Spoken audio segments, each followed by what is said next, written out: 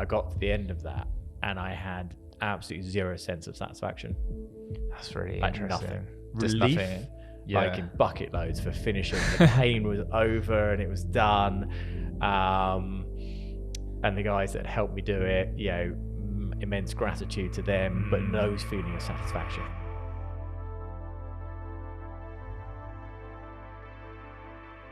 How often do you go for a run?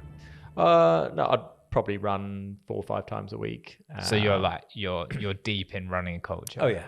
You're a park runner or? No, I do like ultra marathons. Yeah, so kind of 50, 100 It's mile. yeah, exactly. 50, 100 mile. So What's that like? Because to be honest with you, like I had to drive. It wasn't quite 50 miles to get here, and I was like, that was long. So imagine running here, basically. So the one that I did, the last one I did, which was 100 miles, was from Winchester to Eastbourne. Like most people can visualize kind of like how far that is across the South Downs. Was it like bad weather or was it all right? It was in the summer, so it was hot, which was not great. But that was just under 24 hours to do that. But did you stop or stop? You walk quite a bit. Stop for a break here and there, but it's generally pretty much you just got to keep going.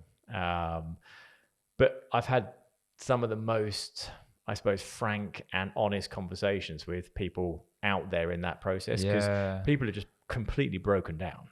Right. All the barriers disappear, because all the bravado, everything else after being out there for 12, 14, 15, 16 hours, bit of sleep deprivation, it's all gone.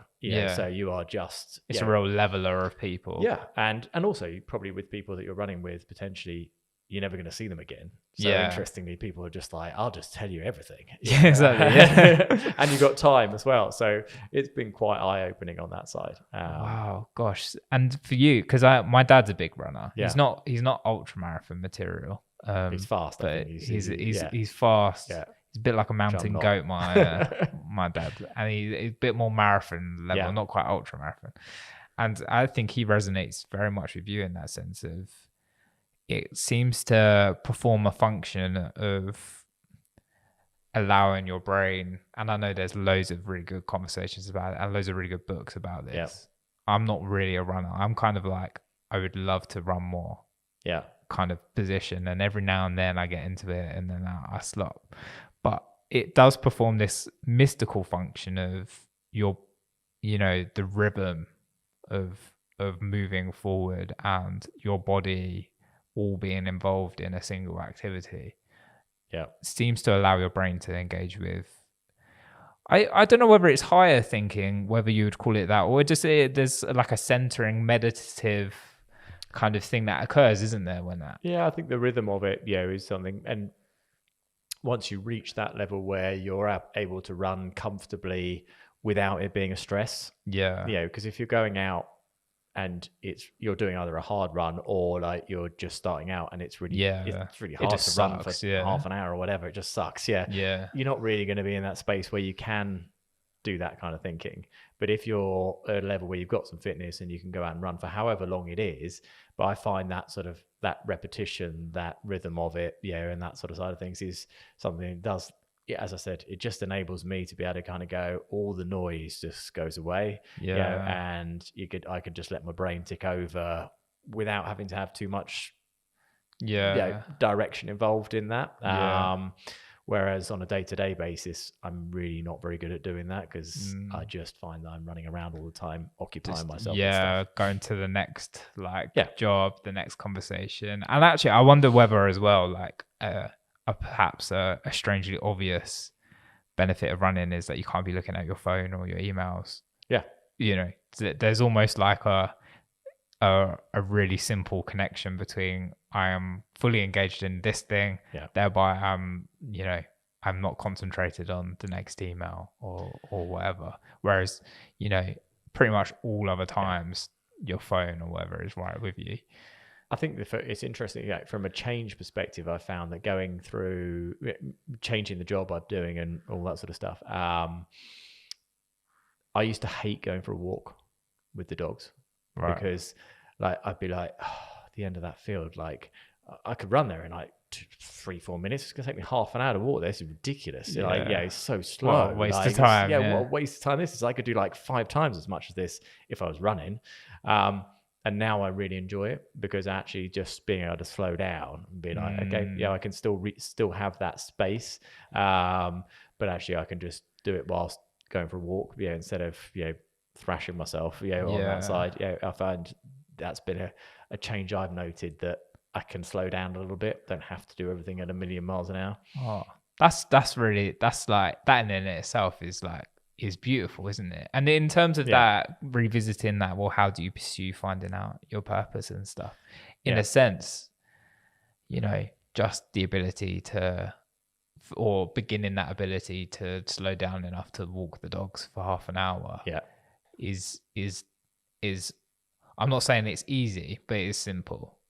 It is simple, but I mean, I think the whole purpose conversation, like it's such a big thing that I think when you can find those small parts of it that just give you that, okay, this is good for me.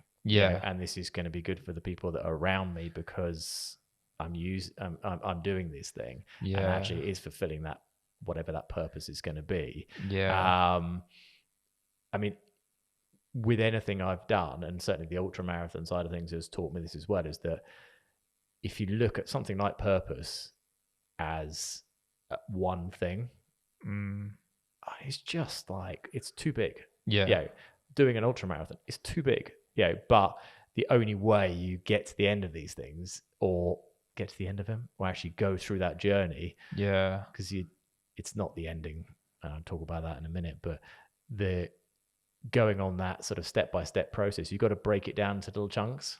So if you're looking for that purpose, it doesn't have to be that overall encompassing thing. It just has to be things that actually move you forward in that direction. Just to the next bit. Exactly. Because I've had I've still struggled with it on and off with my mental health, but I've definitely had, when I've had really deep, profound like times of struggling with my mental health, even sometimes that purpose of, I'm just going to make Jess a cup of tea.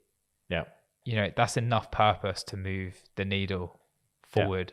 I don't need a purpose of changing the world or writing a book or convincing someone that this should happen. In that moment, it's enough of a purpose, and a good and healthy purpose, just to, show some kindness and generosity of my time to make someone else a cup of tea. And, like you said, the parallel with running an ultra marathon, in the sense of right now in this moment, it's enough for me just to run to that tree, just to keep moving forward. Just put one foot in front of the other. But interesting, when I finished the one I mentioned, I got to the end of that and I had absolutely zero sense of satisfaction. That's really interesting. Nothing. Relief, nothing. Like in bucket loads for finishing. The pain was over and it was done.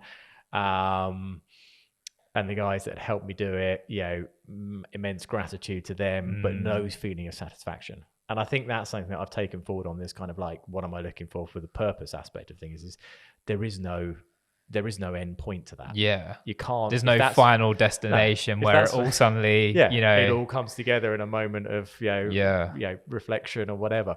If you can be happy that actually what you're doing is just moving you in a direction that, is making you feel good about what's going on and benefiting other people around you, then that's enough.